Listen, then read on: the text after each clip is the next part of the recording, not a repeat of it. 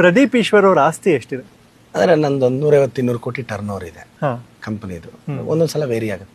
50 ಕೋಟಿ 70 ಕೋಟಿ 100 ಕೋಟಿ ಟರ್ನ್ ಓವರ್ ಇದೆ. ಮತ್ತೆ GST ಕಟ್ತೀನಿ ನಾನು. ನೈಸ್. 50ರಿಂದ 80 ಕೋಟಿ ಅಡ್ಮಿಷನ್ಸ್ ಮೇಲೆ ಸರ್. ನೀವು ಸಿಂಪಲ್ ಆಗಿ ಥಿಂಕ್ ಮಾಡಿ, 3 ಲಕ್ಷ ರೂಪಾಯಿ ಫೀಸ್ ಬರುತ್ತೆ, 54,000 GST ಹೋಗುತ್ತೆ. ಹಂಗೆ ವೇರಿ ಆಗುತ್ತೆ ನಂಬರ್, ಫಿಕ್ಸ್ ಅಂತಿಲ್ಲ.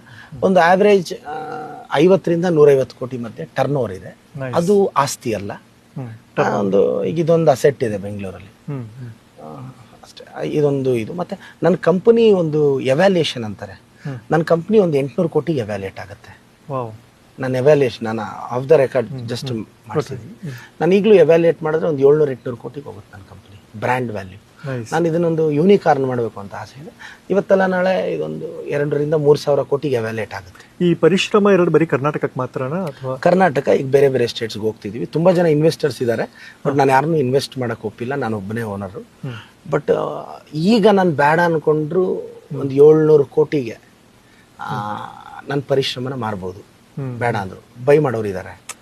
ಅದರಲ್ಲಿ ಒಂದು 18% GST, ಒಂದು 25% ಇನ್ಕಮ್ ಟ್ಯಾಕ್ಸ್ ಅಂದರು, ಕಟ್ಟಿದ್ರು. ಒಂದು 300-400 ಕೋಟಿ